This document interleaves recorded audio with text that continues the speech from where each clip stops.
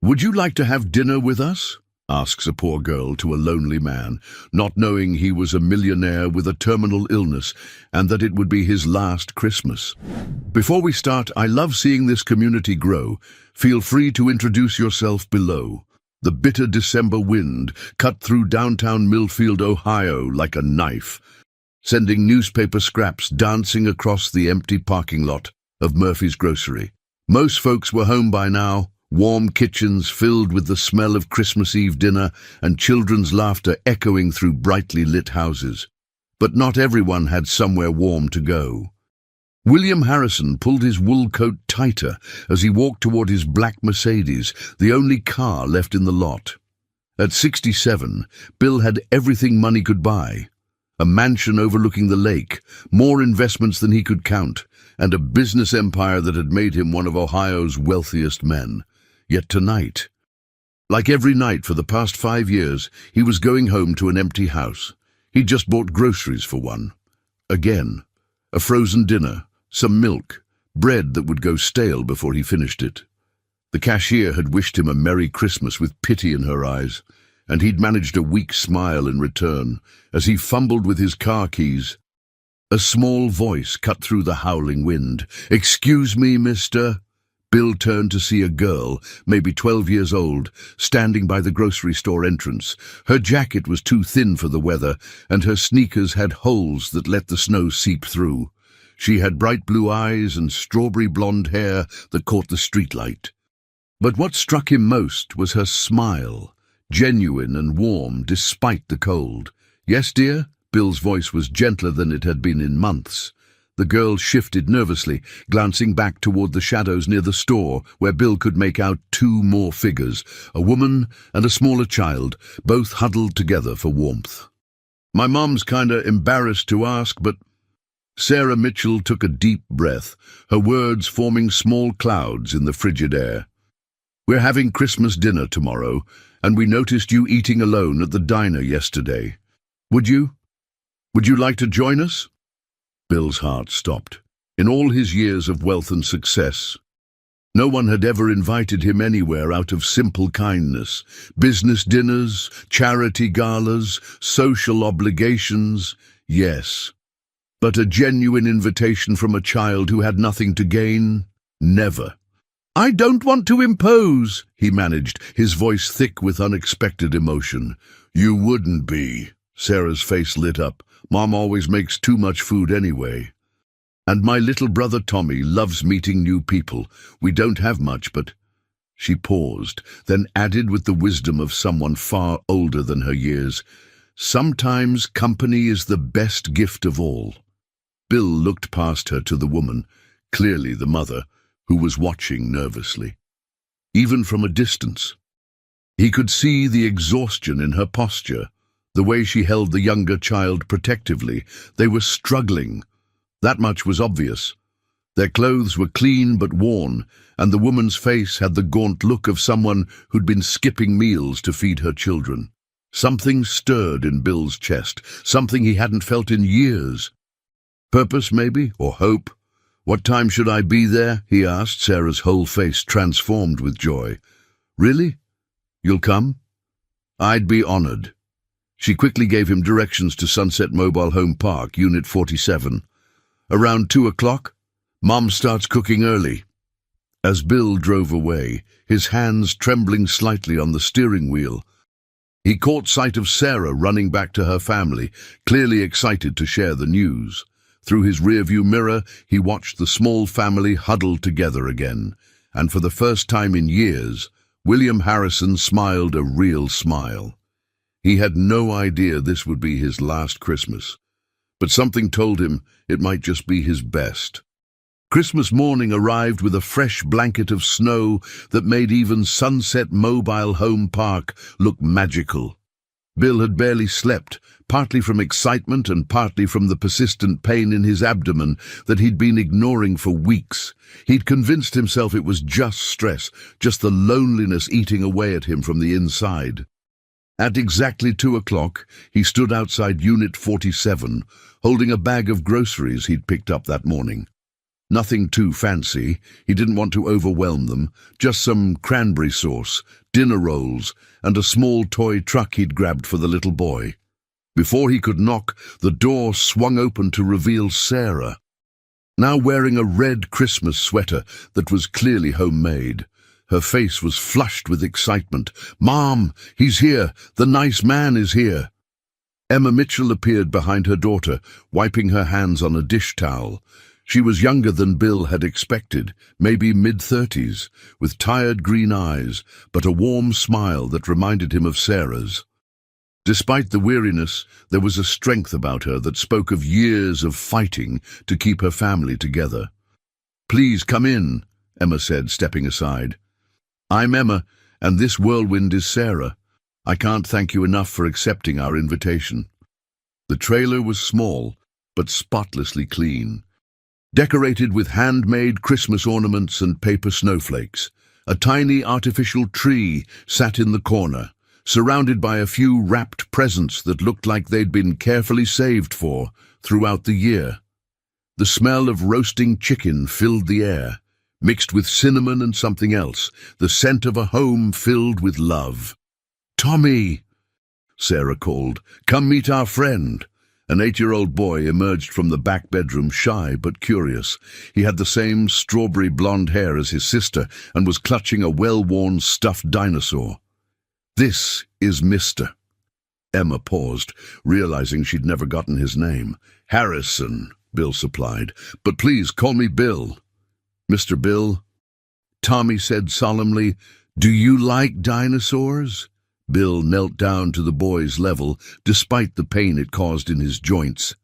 "I love dinosaurs. What kind is that one?" "It's a T-Rex named Rexy. Sarah says he's supposed to be scary, but I think he's just lonely." The words hit Bill like a physical blow. Just lonely. How accurately this 8-year-old had summed up not just his toy, but Bill's entire existence. "Maybe Rexy just needs some friends," Bill said gently. Tommy's face brightened. "Maybe. Do you want to be his friend?" "I'd be honored." Emma watched this interaction with surprise. Most adults either ignored Tommy or talked down to him. But this well-dressed stranger was treating her son with genuine respect and interest. As they gathered around the small table, Bill was amazed by what Emma had accomplished with so little. The chicken was perfectly seasoned, the mashed potatoes fluffy despite being made from a box. And the green beans were fresh, probably bought with careful budgeting and sacrifice. "Would you like to say grace, Mr. Bill?" Emma asked. Bill hadn't prayed in years, hadn't even thought about God since his wife died.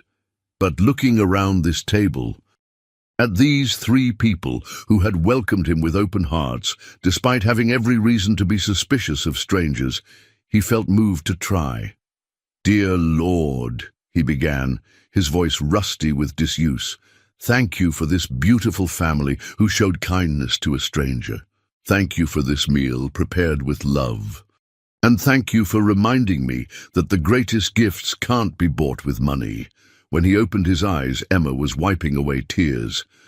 "That was beautiful," she whispered. As they ate, Bill learned their story in pieces. Emma had been on her own since Tommy was 2, working multiple jobs to keep them afloat. Sarah was incredibly bright, maintaining straight A's despite helping care for Tommy and doing household chores that most 12-year-olds never had to think about. "What do you do for work?" Emma asked politely. "I'm retired," Bill said simply, not wanting to burden them with talk of wealth when they clearly had so little. "I worked in business for many years." "That's nice," Sarah said. "Mom works at the diner and cleans offices at night. She works really hard." Emma blushed. "Sarah, it's true. You're the hardest working person I know." Bill watched this exchange, his heart breaking and healing simultaneously. These children saw their mother as a hero, and she was. Emma Mitchell was doing everything right, with almost nothing to work with. After dinner, they played board games around the coffee table. Bill found himself laughing, actually laughing for the first time in years as Tommy made silly voices for his game pieces, and Sarah demonstrated her surprisingly strategic mind. As evening approached, Bill knew he had to leave, but something had changed inside him. The emptiness that had defined his life for so long felt smaller, pushed back by the warmth of this family's acceptance. "Thank you," he said to Emma as Sarah and Tommy hugged him goodbye. "This has been the best Christmas I've had in years." "Thank you for coming," Emma replied. "The kids loved having you here, I hope. Well, I hope you'll visit again sometime." As Bill walked to his car, Sarah called out, "Mr. Bill, will you come back soon?" He turned back, seeing all three of them framed in the doorway, light spilling out around them into the dark night. "I'd like that very much," he said. And for the first time in 5 years, William Harrison went home feeling like he belonged somewhere. 3 days after Christmas, Bill found himself driving back towards Sunset Mobile Home Park. He told himself he was just checking on them, making sure they were okay after the holidays. But the truth was simpler and more complex than that. He couldn't stop thinking about the warmth he'd felt at their table, the way Sarah had looked at him without judgment, how Tommy had shared his dinosaur stories with such trust. The pain in his abdomen had been getting worse.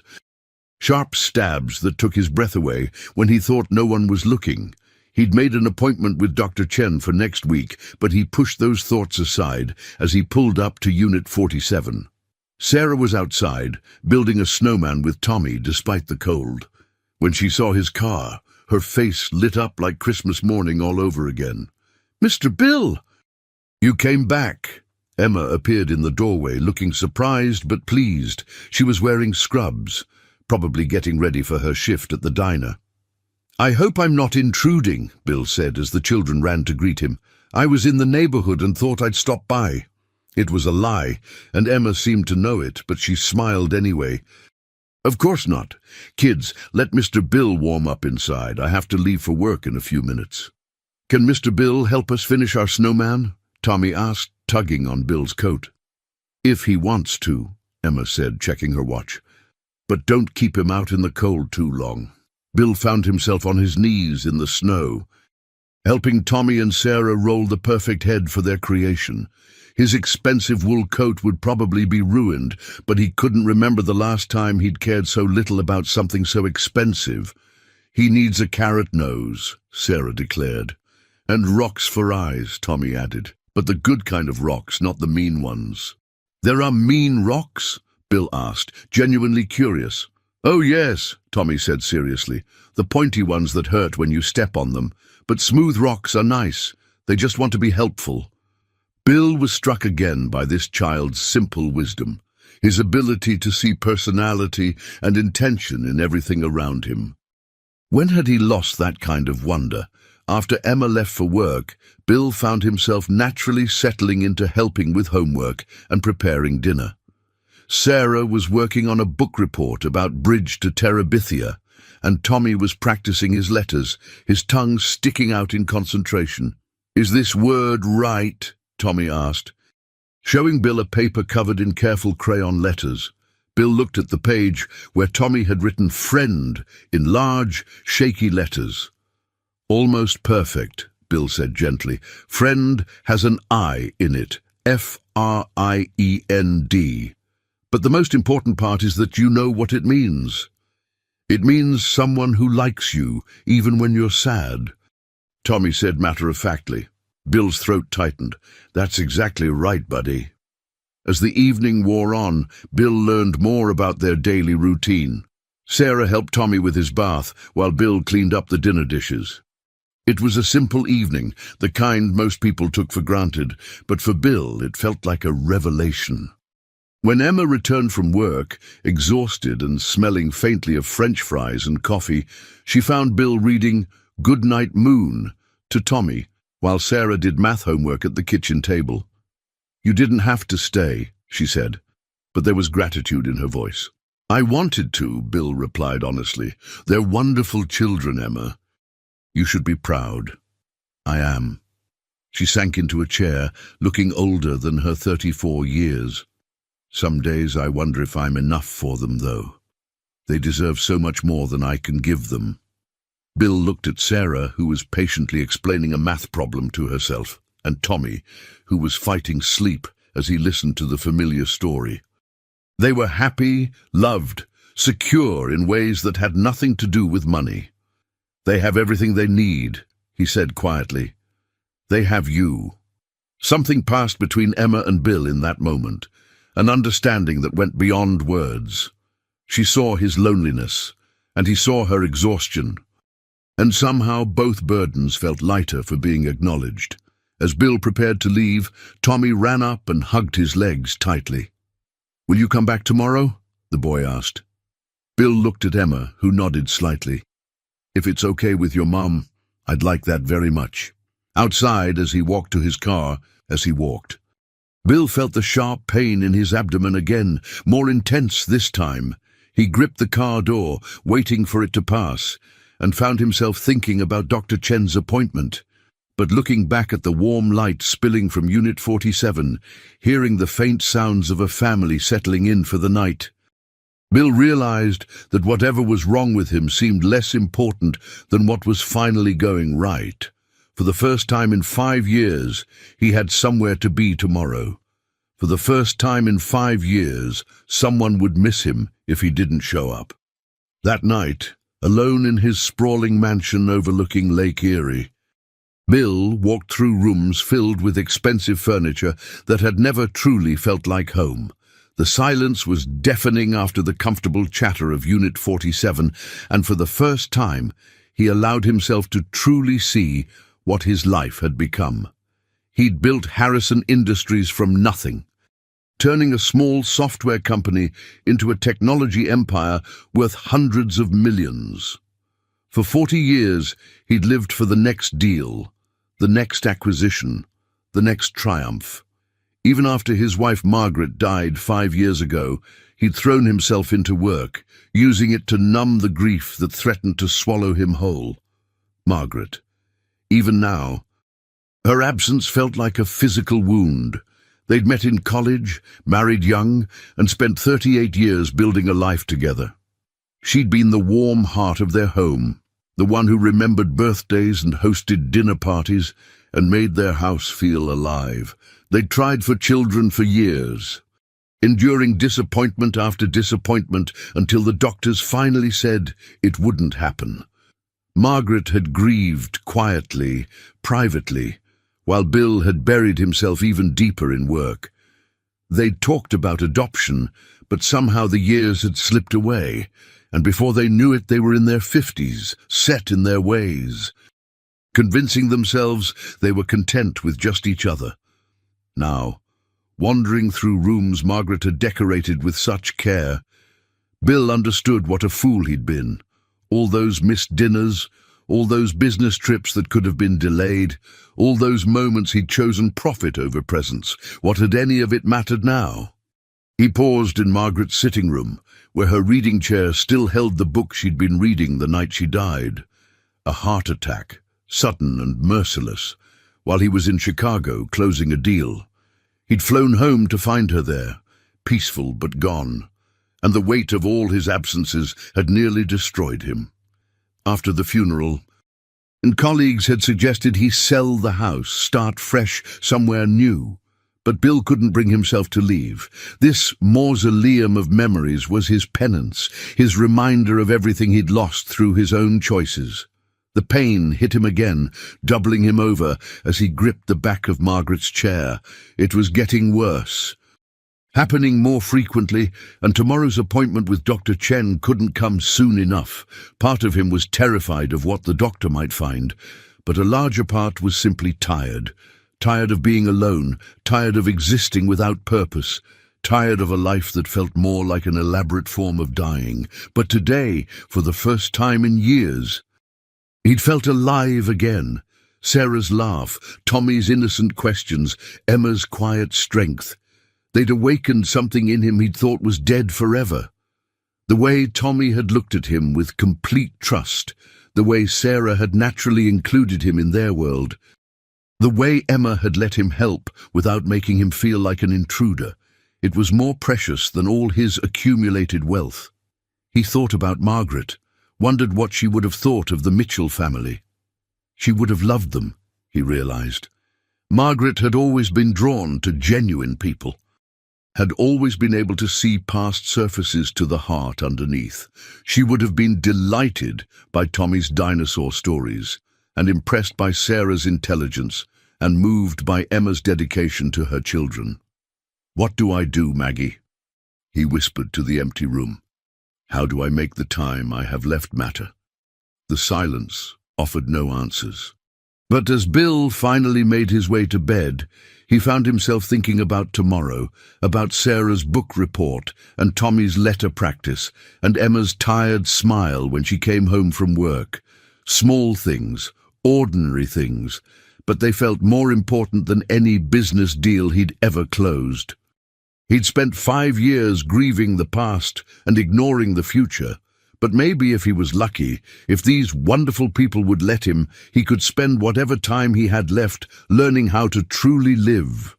The pain struck again as he reached for his medication, and Bill closed his eyes, pushing down the fear that threatened to overwhelm him. Not yet.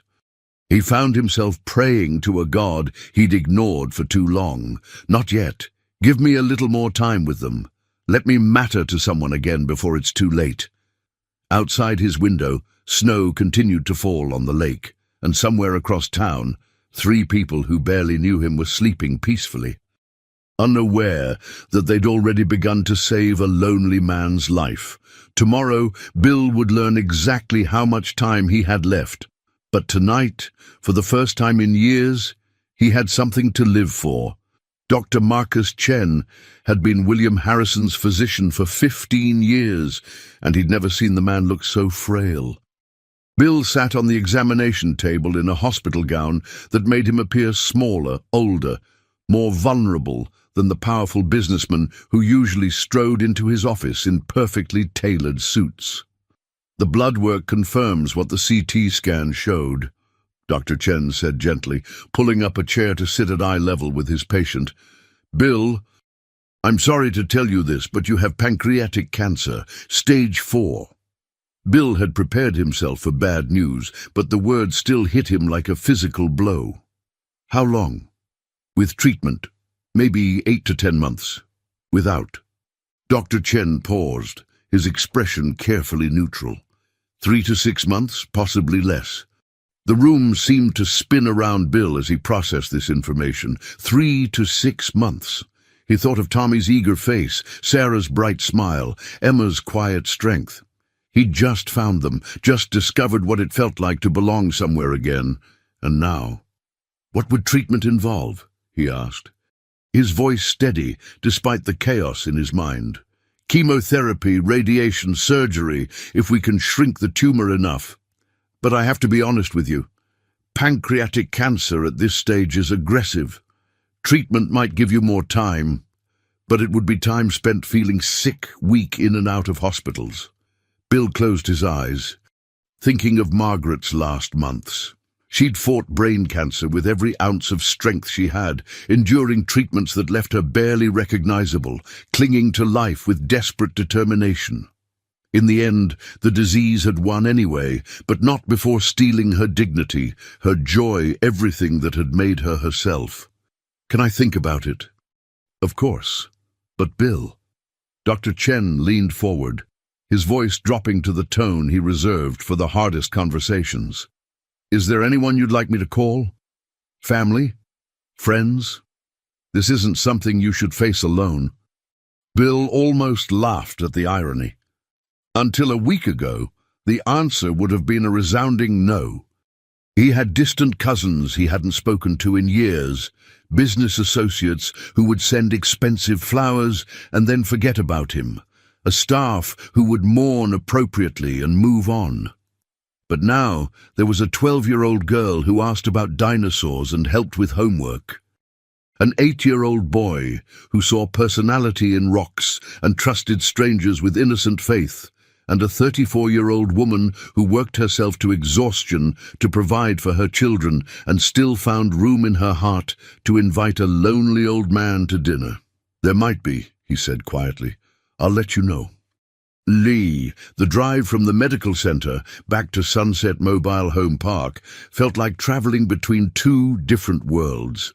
In one, he was William Harrison, wealthy businessman, facing a terminal diagnosis with the cold efficiency that had characterized most of his adult life. In the other, he was Mr. Bill, friend to dinosaurs and helper with homework. Someone who mattered not for what he owned, but for who he was becoming. When he arrived at Unit 47, Sarah was outside again, this time helping Tommy build what appeared to be a snow fort. Their faces lit up when they saw him, and Bill felt his heart clench with the terrible knowledge of what he now carried. "Mr. Bill," Tommy called, "look! We're making a castle for Rexy." Bill knelt beside them, grateful for the distraction of their project. "That's the finest dinosaur castle I've ever seen," he said, helping them pack snow into the walls. "Are you okay?" Sarah asked, studying his face with the intuitive awareness that some children possessed. "You look sad." Bill forced a smile. "Just tired, sweetheart. Doctor's appointments can be exhausting." Emma emerged from the trailer, already dressed for her evening shift at the diner. She took one look at Bill and immediately crossed to him, her expression concerned. "Everything all right?" she asked quietly. "Fine," Bill lied, hating how easily the deception came. "Just routine checkup stuff." But Emma's eyes lingered on his face, and Bill realized that lying to her felt wrong in a way that lying to business associates never had. This woman had welcomed him into her family's life with open arms, and he was already keeping secrets from her. As Emma left for work and the children settled into their evening routine, Bill found himself memorizing details he'd never paid attention to before. The way Tommy hummed while he colored, completely absorbed in his task. The careful way Sarah organized her school supplies, already showing the responsibility that poverty had forced on her too young. The faint scent of vanilla candles that Emma used to make the small space feel more like home. "Mr. Bill," Tommy said, climbing into his lap with his dinosaur book, "will you read about the long-neck ones tonight?" Bill pulled the boy closer, feeling the solid weight of him, breathing in the sweet scent of children's shampoo and innocence. "Of course, buddy. Which one should we start with?" As he read about brontosauruses and their peaceful lives in ancient forests, Bill made a decision. Whatever time he had left, 3 months, 6 months, maybe more if he was lucky. He wouldn't spend it in hospital beds feeling sorry for himself. He would spend it here, with this family who had shown him what love looked like when it wasn't complicated by money or expectations or the weight of past mistakes. He would spend it learning how to be the man Margaret had always believed he could be. He would spend it making sure that when his time came, 3 people who had barely known him would remember him not as a wealthy stranger, but as someone who had truly mattered in their lives. The only question now was how much of the truth he could bear to tell them, and when. 2 weeks into January, weeks into, Bill had fallen into a routine that felt more natural than anything had in years. He arrived at Unit 47 each afternoon, helped with homework, played with the children, and stayed for dinner. Emma had stopped protesting his contributions to their meals, accepting his grocery offerings with grace that came from understanding how much he needed to feel useful. What she didn't know was that each bag of groceries, each small gift for the children, each time he quietly paid their overdue electric bill or slipped money into her coat pocket, was being carefully documented by his lawyer. Bill had begun the delicate process of restructuring his will and estate, creating a trust that would provide for the Mitchell family without overwhelming them. But tonight, something was different. Emma was quiet during dinner, distracted in a way that had both children shooting worried glances in her direction. "Mom?" Sarah asked as they cleared the table. "Is everything okay?" Emma forced a smile. "Everything's fine, honey. Why don't you help Tommy with his bath while I talk to Mr. Bill?" When the children were out of earshot, Emma sank into a chair and buried her face in her hands. "I'm sorry," she whispered. "I didn't want them to see me like this." Bill immediately moved to the chair beside her. "What's wrong?" "I lost my job at the diner today." The words came out flat, defeated. "New owner wants to bring in his own people, and the cleaning company called. They're cutting back on office buildings, so those shifts are gone too." Bill felt something cold settle in his stomach. "Emma, I'm so sorry. I have maybe 3 weeks of savings if I'm careful. 3 weeks to find something new, or—" She gestured helplessly around the small trailer that represented everything she'd worked so hard to provide for her children. "There has to be something. In Millfield?" Emma laughed bitterly. "I've been looking for better work for years. There's nothing here that pays enough to support 3 people. I might have to." She stopped, unable to voice the words. "What?" "Move in with my sister in Cleveland. She's offered before, but her apartment is tiny, and the kids would have to change schools, leave their friends." Tears started rolling down her cheeks. "Sarah's finally settled somewhere, doing well in school, and Tommy's just started to come out of his shell. And now I have to tear their whole world apart because I can't provide for them." Bill watched this woman who had shown him such kindness collapse under the weight of fears he could solve with a single phone call. His fortune was vast enough that he could buy the entire mobile home park without feeling the expense, could set up a trust that would ensure the Mitchell family never worried about money again. But he also understood, with painful clarity, that simply throwing money at the problem wasn't the answer. Emma Mitchell had pride, dignity, and the fierce independence that came from years of fighting to take care of her family alone. If he revealed his wealth now, if he tried to solve everything with checks and charity, he might lose the very thing that had made their friendship so precious. The fact that they cared about him not for what he had, but for who he was. "How much time do you have before you'd need to move?" he asked carefully. "End of February, maybe early March. The rent's paid through then." Bill's mind raced. 6 weeks. In 6 weeks, Emma would have to make a choice that would devastate her children, all because she couldn't find work that paid a living wage in a small town with limited opportunities, unless he could find another way.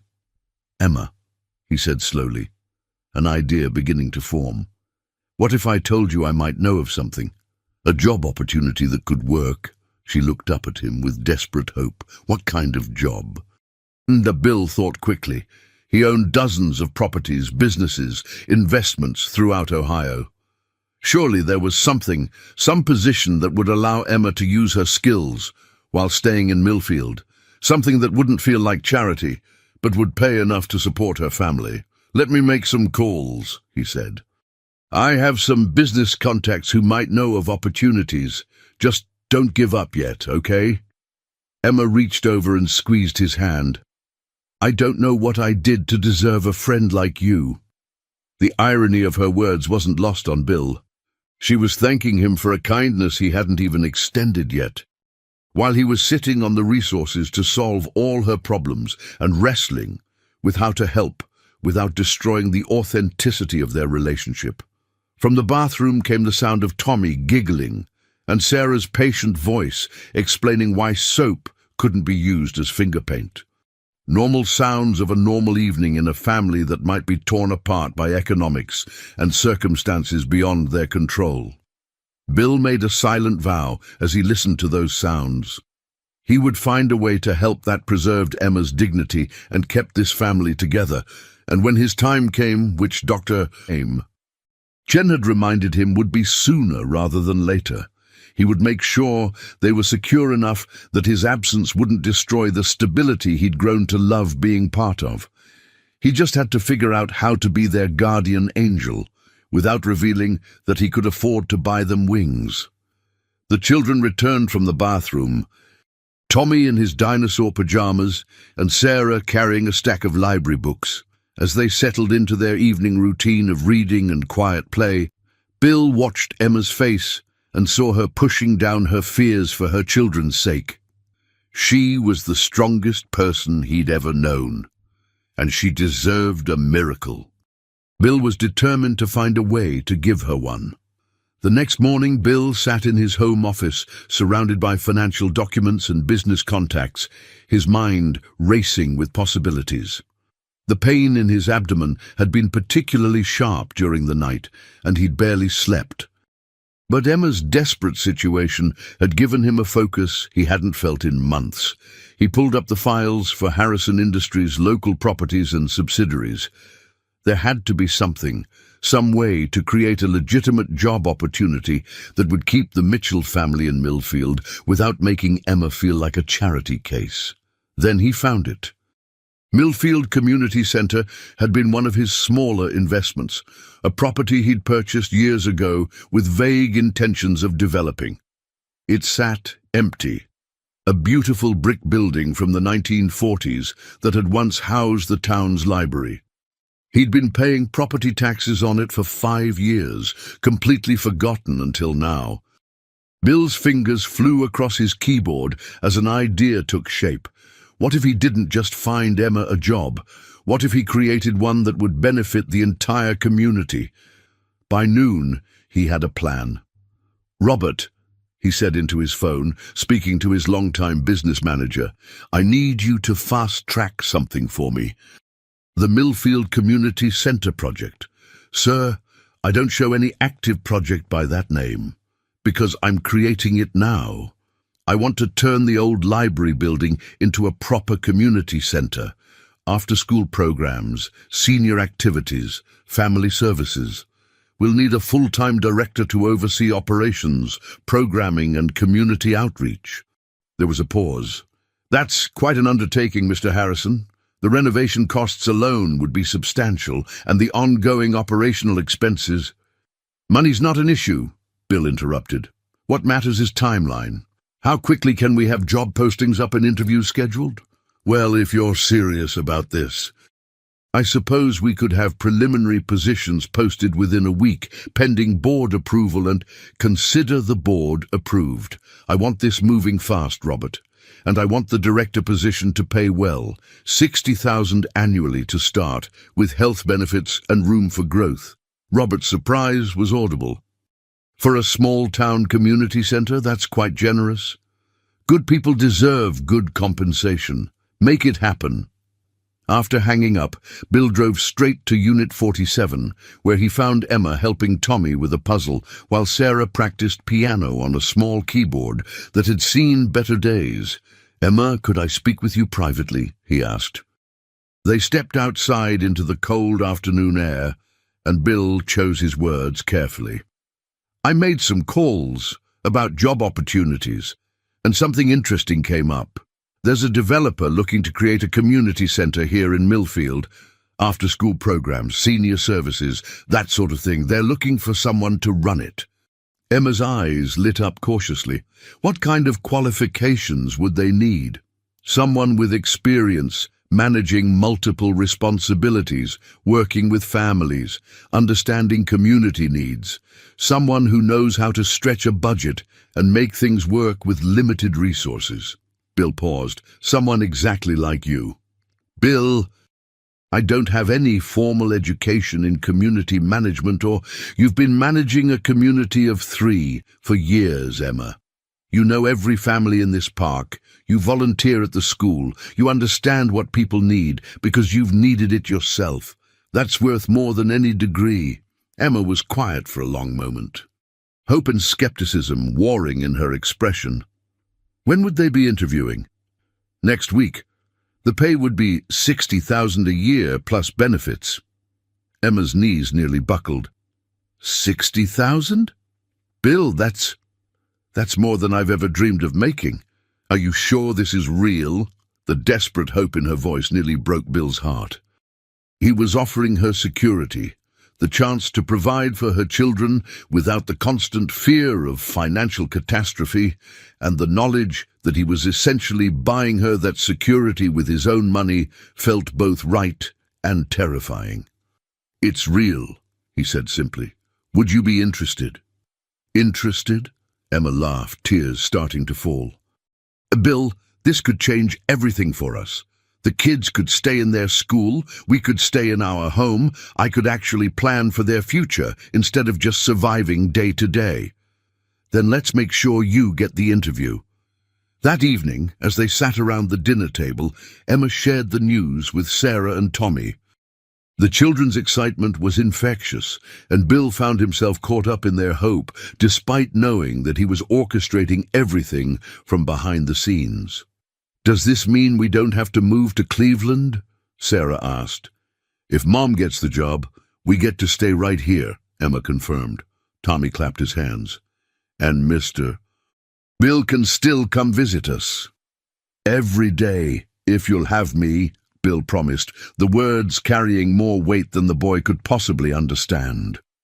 Later, after the children were in bed, Emma walked Bill to his car. "I don't know how to thank you," she said. "You've given us hope when I thought we were out of options."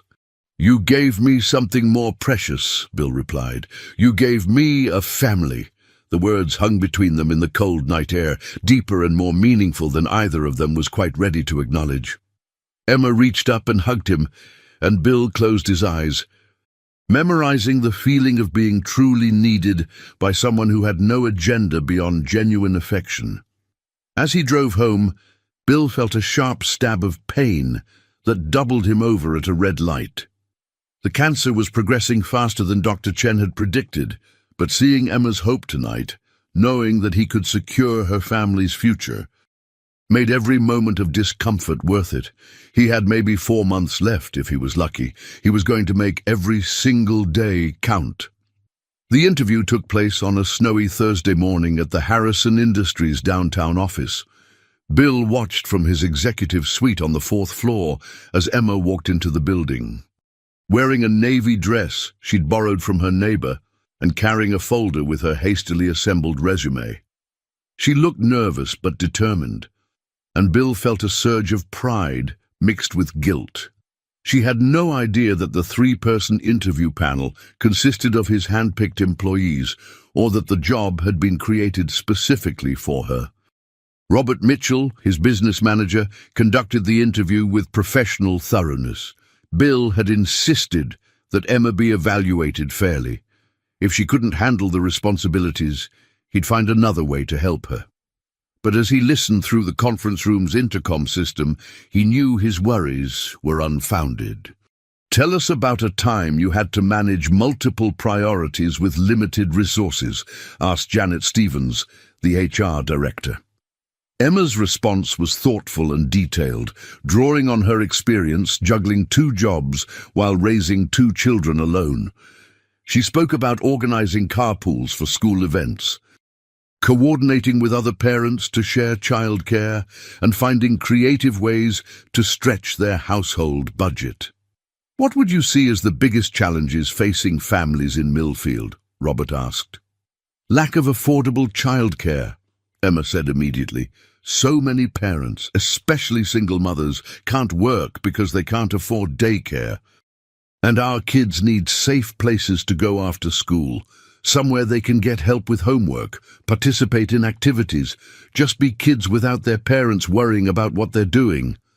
She talked about elderly residents who were isolated and lonely, about teenagers who had nowhere to go that wasn't the parking lot behind the gas station. She painted a picture of a community that needed exactly what Bill was proposing to build. "Why do you want this position?" Janet asked finally. Emma was quiet for a moment, choosing her words carefully. "Because I know what it's like to need help and not know where to find it. I know what it's like to watch your children go without because there aren't enough opportunities. If I could be the person who connects families with resources, who creates programs that actually meet people where they are, that would be the most meaningful work I could imagine." Bill closed his eyes, listening to the genuine passion in her voice. She wasn't just answering interview questions, she was describing her calling. An hour later, Robert called Bill's office. "Sir, I have to say, Mrs. Mitchell is exactly what this position needs. Her understanding of community needs is exceptional. And her ideas for programming are both practical and innovative. So you're recommending her for the position. Without hesitation, when would you like us to extend the offer? Today, Bill said. And Robert, start the building renovations immediately. I want this center operational within 2 months. That afternoon, Bill waited at Unit 47 with barely contained excitement. Sarah was at school, Tommy was napping, and when Emma's car pulled into the small driveway, Bill met her at the door. "Well?" he asked, though he already knew the answer. Emma's face was radiant with joy and disbelief.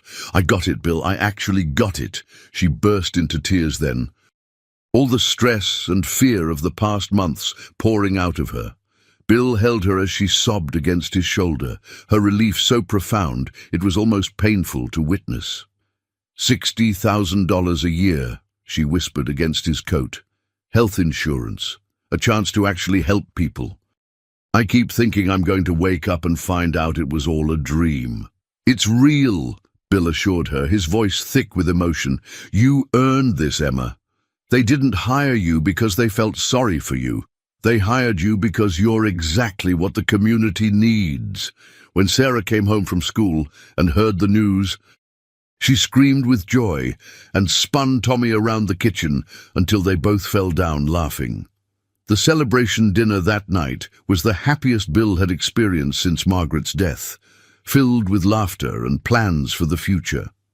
But as the evening wound down and Bill prepared to leave, he felt the familiar sharp pain in his abdomen.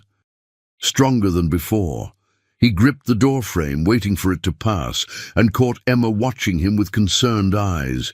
"Bill, are you feeling all right? You've seemed tired lately." "Just getting old," he said with a forced smile. "Nothing that a good night's sleep won't cure." But as he drove home through the snowy streets, Bill knew he was running out of time to put all the pieces in place. Emma's job was secured, but there were still so many things he needed to arrange, so many ways he wanted to ensure the Mitchell family's future was protected.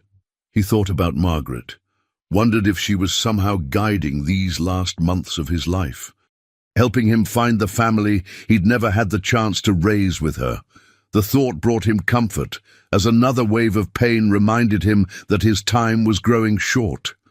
Tomorrow he would call his lawyer and accelerate the changes to his will. Tonight he would hold on to the memory of Emma's joyful tears and the children's laughter, storing them up against the darkness he knew was coming. By mid-February, the renovations at the Millfield Community Center were proceeding at a pace that impressed even the contractors. Bill visited the site daily, ostensibly as an interested community member, but actually to ensure every detail met his exacting standards. The building was being transformed into something beautiful and functional, a large, multi-purpose room for events and activities, smaller rooms for tutoring and support groups, a commercial kitchen for cooking classes and community meals, and a children's play area that would have made Disney proud. Emma started her position even before the renovations were complete, working from a temporary office space and conducting community outreach to understand what programs people most needed. Her enthusiasm was infectious, and Bill watched with pride as she threw herself into the work with the same dedication she'd always shown her children. "The response has been incredible," she told Bill one evening as they watched Tommy and Sarah build with blocks on the living room floor. "We already have 40 kids signed up for after-school programs, and the seniors' lunch program has a waiting list." "You're doing amazing work," Bill said, meaning every word. But even as he celebrated Emma's success, Bill was fighting a losing battle with his own body. The pain was constant now, and he'd lost enough weight that his clothes hung loose. Dr. Chen had called twice to schedule follow-up appointments that Bill kept postponing. He wasn't ready for hospitals and final conversations, not yet. "Mr. Bill," Tommy said, abandoning his blocks to climb into Bill's lap. "Are you sick?" The question caught Bill off guard. "Why do you ask, buddy?" "You look like how Mom looked when she had the flu, all pale and tired." Emma looked up sharply from the paperwork she'd been reviewing. "Tommy's right. Bill, you've lost weight and you seem exhausted. Maybe you should see your doctor again." "I'm fine," Bill said automatically, but he could see the skepticism in Emma's eyes. "Adults always say they're fine when they're not," Sarah observed with 12-year-old wisdom. "Like when Mom said she was fine when she was worried about money, but she wasn't really fine at all." Bill found himself caught between three sets of concerned eyes, and for a moment he almost told them the truth. Almost said that he was dying, that his time with them was measured in weeks rather than months, that every day he spent in their warm kitchen was borrowed time. Instead, he deflected. "I promise I'll see my doctor soon, okay?" Promise, Tommy insisted, holding out his pinky finger. Bill linked their pinkies together, the childish gesture somehow carrying more weight than any business contract he'd ever signed. Promise. That night, alone in his mansion, Bill finally returned Dr. Chen's calls. "The blood work from last month shows significant progression," Dr. Chen said gently. "Bill, I really think we need to discuss treatment options or at least pain management. You're suffering unnecessarily." "How long?" Bill asked bluntly. "At this rate, maybe 8 weeks, possibly less." 8 weeks. Bill closed his eyes, calculating. It was mid-February now. 8 weeks would take him to mid-April. He'd wanted to see one more Christmas with the Mitchell family, but that was clearly impossible. But there was something else he could give them, something that would ensure his memory remained a source of joy rather than grief. "Dr. Chen, I need to ask you about something. If I wanted to organize a celebration, something special for people I care about, how much time do I realistically have before?" "Before you're too sick to enjoy it," Dr. Chen understood immediately. "If you're talking about a significant event, I'd say plan for the next 3 to 4 weeks. After that, the pain and fatigue will likely make it difficult for you to participate fully. Thank you for your honesty. Bill, please consider letting me help you with pain management. There's no reason for you to suffer through this alone." "I'll think about it," Bill said, though they both knew he wouldn't. After hanging up, Bill sat in Margaret's reading chair and began to plan. He couldn't give the Mitchell family Christmas in December, but he could create something even more special, a celebration of their time together, a way to say goodbye without burdening them with the truth until they were strong enough to handle it. He thought about the community center, which would open in 3 weeks. What if the grand opening became more than just a ribbon cutting? What if it became a celebration of everything Emma had accomplished, everything the children had taught him about joy and wonder? What if it became his way of showing them how much they'd meant to him? Without the shadow of his illness hanging over the festivities, Bill reached for his phone and began making calls.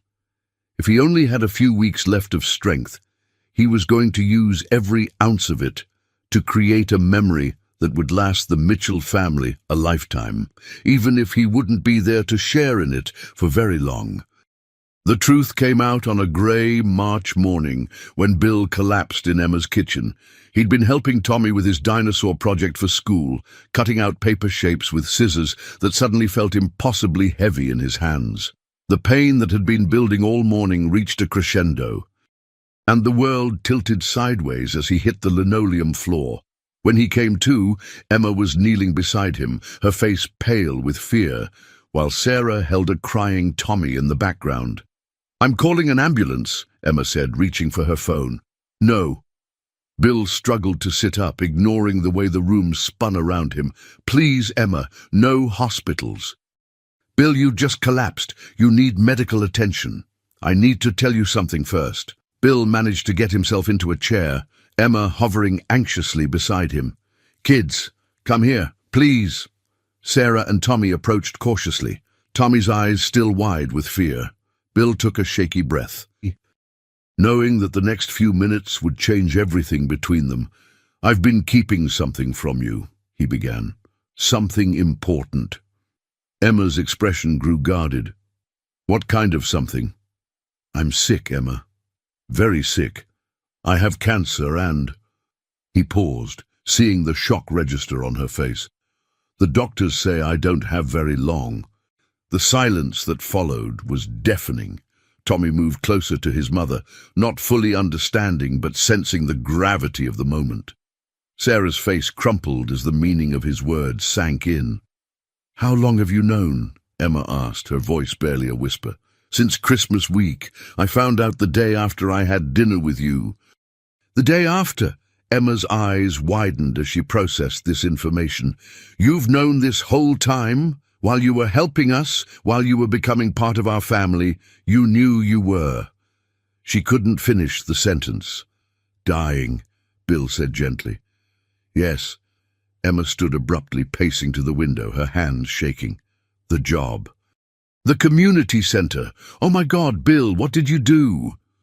This was the moment Bill had been dreading, the moment when Emma would realize that their entire relationship had been built on deception, that the job she'd earned through her own merit was actually purchased with his guilt and desperation.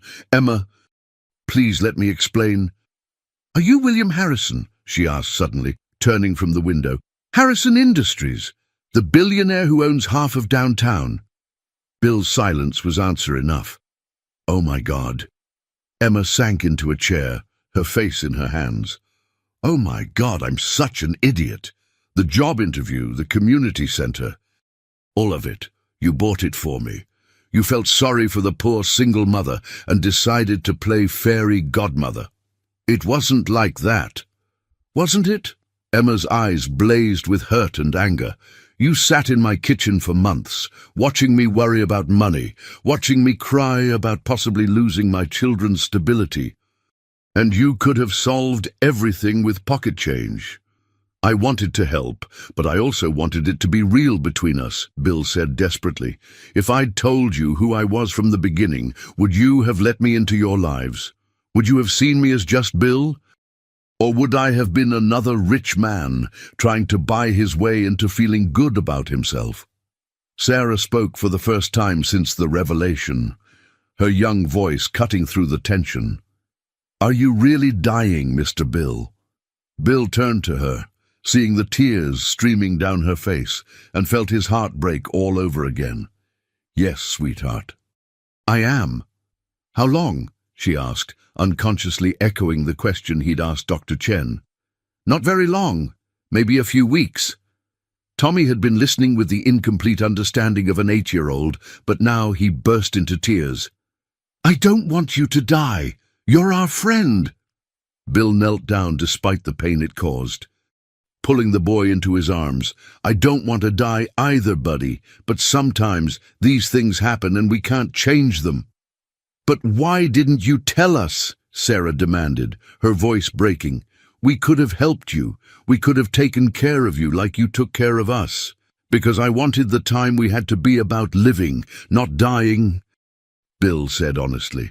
"I wanted to be your friend Bill, not the sick man you felt sorry for." Emma was quiet for a long moment, processing everything she'd learned. Finally, she spoke, her voice steady but strained. "The community center job, is it real?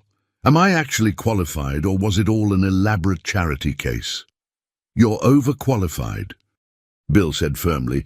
"Every person who interviewed you said you were exactly what the position needed. Yes, I created the job, but Emma, I created it because this community needs what you can provide. The funding is permanent, established through a foundation that will exist long after I'm gone." "And what about us?" she asked quietly. "What happens to my children when they lose someone else they've learned to love?" Bill had no answer for that question, no way to ease the pain his deception had caused. He'd tried to give them security and ended up giving them another loss to grieve. "I'm sorry," he whispered. "I'm so sorry I lied to you. But Emma, these past months, they've been the happiest of my life. You and Sarah and Tommy, you saved me from dying alone and bitter. You gave me a family when I thought I'd lost my chance forever." Emma looked at him for a long moment, tears streaming down her face. Then, to his amazement, she moved to the chair beside him and took his hand. "You ridiculous, stubborn man," she said softly. "Did you really think we cared about your money? Did you think we loved you because you bought groceries and helped with homework? I hoped not, but I couldn't be sure. We loved you because you read dinosaur books with the patience of a saint," she said, squeezing his hand. "Because you listened to Sarah's school problems like they were the most important things in the world. Because you looked at my children and saw everything wonderful about them that I see." Bill felt tears he'd been holding back for months finally fall. "I wanted to matter to someone again." "You do matter," Emma said fiercely. "You matter so much that we're going to make every day we have left with you count." Sarah and Tommy moved closer, and suddenly Bill found himself surrounded by the family he'd found in his final months, accepting him not despite his deceptions, but because of the love that had motivated them. It wasn't the ending he'd planned, but it was more grace than he'd ever dared to hope for. The weeks that followed Bill's revelation were unlike anything any of them had experienced. Once the initial shock wore off, the Mitchell family seemed determined to make Bill's remaining time as meaningful as possible. While Bill struggled with the reality of being cared for instead of being the caregiver, Emma took a leave of absence from the community center, which was set to open in 2 weeks, to help Bill manage his pain and decline. She moved into the guest room of his mansion, not because he needed round-the-clock care yet, but because none of them wanted to waste precious time on commutes and logistics. "This house is bigger than our entire mobile home park," Sarah marveled as she explored the numerous rooms. "It's too big," Bill admitted, watching Tommy race through the vast living room with arms outstretched like an airplane. "I always meant to downsize after Margaret died, but I never got around to it." "Tell us about her," Emma said gently. They were sitting in Margaret's sunroom, overlooking the snow-covered gardens that his late wife had designed. Bill's face softened as he began to share memories he'd kept locked away for 5 years. Margaret's laugh, her terrible attempts at cooking fancy dinners, the way she'd read entire novels aloud to him during his business trips so they could discuss them when he came home. "She would have loved you all," he said, watching Sarah help Tommy build a fort out of couch cushions. "She always wanted children, but it just didn't happen for us." "Oh, she got them in the end," Emma said quietly, "just not the way she expected." Dr. Chen began making house calls, helping Bill manage his pain while allowing him to stay in comfortable surroundings. The physician was amazed by the difference in his patient's demeanor. "I've never seen someone face terminal illness with such peace," he told Emma privately. "Whatever you're all doing, it's giving him something medicine can't provide." What they were providing was normalcy mixed with intentional memory-making. Morning pancakes with Tommy's help that always resulted in more batter on the floor than in the pan. Afternoon homework sessions where Sarah worked on algebra while Bill dozed in his chair nearby. Evening story time that now included tales from Bill's business travels and Margaret's adventures as a young teacher. But perhaps most importantly, they were learning to say goodbye in pieces, through small conversations and meaningful moments rather than one devastating final scene. "Mr. Bill," Tommy said one evening as they looked at stars through the mansion's telescope, "when you die, will you become a star?" "I don't know, buddy," Bill said honestly. "What do you think?" "I think you'll become the brightest one, so we can always find you." Bill's throat tightened. "I'd like that very much." Sarah's approach was more practical, but equally heartbreaking. She began writing down everything Bill told them, stories about his childhood, advice he gave her about school, silly jokes he made during dinner. She was creating a record, a way to preserve his voice for Tommy when he was older. "When I have kids someday," she told him one afternoon, "I want to be able to tell them about their grandfather Bill." The title made Bill's breath catch. Grandfather Bill. It was more than he'd ever dreamed of being. Emma's way of coping was to take care of him with the same fierce dedication she'd always shown her children. She researched his condition, learned to manage his medications, and somehow always knew when he needed to rest and when he needed distraction. "You don't have to do this," he told her one particularly difficult morning when the pain had kept him awake all night. "Yes, I do," she said simply. "You're family now. This is what family does." As March progressed and Bill's strength continued to decline, they made decisions together about how to handle the inevitable.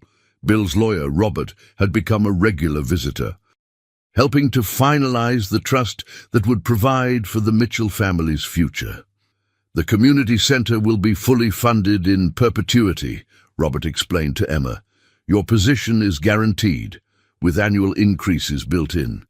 There's also an education fund for the children, and a separate trust that will provide comfortable living expenses for life."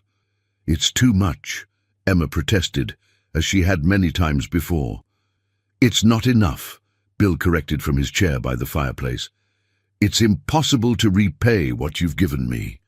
The night before the community center's grand opening, Bill gathered his chosen family in Margaret's sitting room for a conversation he'd been dreading. "Tomorrow's going to be a big day," he began carefully. "The whole town will be there to celebrate Emma's achievement and the center's opening." "Our achievement," Emma corrected. "This was your dream too.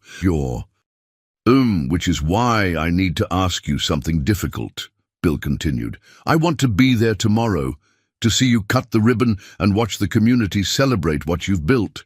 But I also know that my presence might overshadow your moment, especially if people learn about my condition." Sarah looked at him with wise eyes that held too much understanding for a 12-year-old. "You want to say goodbye tomorrow, don't you?" Bill nodded, unable to speak around the lump in his throat. "Then we'll make it the best goodbye ever," Tommy declared, with the certainty that only children possessed. And in that moment, surrounded by the family he'd found in his final months, Bill knew that whatever tomorrow brought, he was ready to face it with grace and gratitude. He'd spent 5 years learning how to be alone. Now, thanks to 3 people who'd seen past his wealth to his heart, he was going to learn how to say goodbye while surrounded by love. The morning of the Millfield Community Center's grand opening dawned crisp and clear, with the kind of bright March sunshine that promised spring was finally coming. Bill woke early, as he had every morning for the past month, but today the pain seemed manageable, as if his body was granting him one last gift of clarity and strength. Emma found him in the kitchen at 6 a.m., fully dressed in his best suit, sitting at the table with a cup of coffee and watching the sunrise through the window. "How are you feeling?" she asked, settling beside him with her own cup. "Like I'm exactly where I'm supposed to be," he said simply. By 10 o'clock, the entire downtown area around the community center was bustling with activity. Local news crews had arrived to cover the opening of what was being called the most significant community investment in Millfield's history. Mayor Patterson was there, along with city council members and what seemed like half the town's population. Bill arrived separately from the Mitchell family, as they'd planned. He wanted Emma to have her moment of recognition without the distraction of questions about his involvement or condition. From his position near the back of the crowd, he watched with immense pride as Emma stood at the ribbon-cutting ceremony, radiant with confidence and purpose. "Ladies and gentlemen," Mayor Patterson announced, "it gives me great pleasure to introduce Emma Mitchell, the director of our new Millfield Community Center." The applause was thunderous as Emma stepped forward, holding the oversized scissors. But before she cut the ribbon, she scanned the crowd until her eyes found Bill's. Their gaze held for a moment that seemed to stretch forever, and Bill saw everything he needed to know in her smile. She was going to be fine. They all were. "This center represents more than just programs and services," Emma said into the microphone, her voice carrying clearly across the crowd. "It represents hope, community, and the belief that when we support each other, we can overcome any challenge. As she cut the ribbon and the crowd cheered, Bill felt a hand slip into his. He looked down to see Tommy beside him, having somehow escaped his sister's supervision to find his way through the crowd.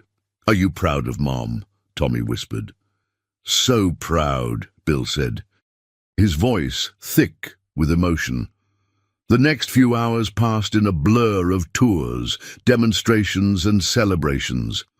Bill mingled quietly with the crowd, accepting congratulations from people who assumed he was just another community supporter. He watched Sarah give enthusiastic tours to other children, explaining the homework, help stations, and computer lab with the expertise of someone who'd helped plan every detail. As the afternoon wore on and the official festivities began to wind down, Bill found himself in the center's main room, surrounded by the three people who had become his world. The crowds had thinned, and the lighting had softened to a warm glow that made everything feel magical. "Mr. Bill," Sarah said, approaching him with something behind her back, "we have something for you." She produced a photo album, clearly handmade, with "Our Friend Bill" written on the cover in her careful handwriting. Inside were pictures from their months together, Bill reading to Tommy, helping with homework, cooking dinner in their tiny kitchen, building snowmen, and dozens of other ordinary moments that had become extraordinary through love. "So you don't forget us," Tommy said seriously. "I could never forget you," Bill whispered. Turning the pages with trembling hands, Emma appeared beside them, holding a small, wrapped package. "This is from all of us," she said. Inside was a watch, simple and elegant, with an inscription on the back. "To Bill, our hearts are always with you. Love, Emma, Sarah, and Tommy." "It's beautiful," Bill said, fastening it around his wrist. "I'll treasure it always." "However long always is," Sarah added quietly, and Bill realized she understood exactly what was happening. As the sun began to set and the community center prepared to close for the evening, the four of them stood together in the main room, surrounded by evidence of dreams made real and love shared freely. "I need you to know something," Bill said, gathering his strength for the words he'd been planning for weeks. "These past few months with you have been the greatest gift of my life. You welcomed a lonely stranger into your family, and you loved me not for what I could give you, but for who I was with you." "Who you are," Emma corrected gently. "Present tense, Bill. Always present tense." "When I'm gone," Bill continued, his voice steady despite the tears in his eyes, "I want you to remember that every good thing that comes to you, every success and joy and triumph, you've earned through your own strength and love. The community center, the opportunities it will bring, the lives you'll touch, that's all you, Emma. I just had the privilege of helping make it visible." Tommy moved closer and wrapped his arms around Bill's waist. "I love you, Grandpa Bill." The title that Sarah had mentioned weeks ago, now spoken by Tommy with absolute sincerity, nearly undid Bill's composure completely. "I love you too. All of you, more than I ever knew was possible." Sarah joined the embrace, followed by Emma, and for a moment they stood together in the golden light of the setting sun, streaming through the community center's windows. A family bound not by blood, but by choice and love, and the precious gift of time shared. As they finally prepared to leave, Emma walking slowly beside Bill, while the children ran ahead to the parking lot, she took his arm gently. "Thank you," she said simply. "For what?" "For showing us that families come in all shapes and sizes, and that love isn't limited by time or circumstance." She paused, looking at the community center that would stand as a monument to both her dreams and his generosity. "For teaching us that the best gifts aren't the ones you can buy, but the ones you create through caring about each other." That night, as Bill sat in Margaret's reading chair for the last time, looking at the photo album Sarah had made and wearing the watch that would tick away his final hours, He felt something he hadn't experienced since Margaret's death: complete peace. He'd found his way home after all, not to a place, but to the hearts of three people who had shown him that love multiplies when it's shared. That redemption is possible even in final chapters, and that sometimes the most profound gifts come wrapped in the simplest moments. Outside his window, the first stars were appearing in the darkening sky, and Bill smiled, thinking of Tommy's innocent certainty that he would become the brightest one. He closed his eyes, surrounded by love and gratitude, and prepared to find out if 8-year-old boys knew more about the mysteries of life and death than all the doctors and philosophers in the world. His last thought was of Sarah's laugh, Tommy's dinosaur stories, and Emma's fierce, protective love, a trinity of grace that had transformed his ending into the most beautiful beginning he'd never dared to imagine.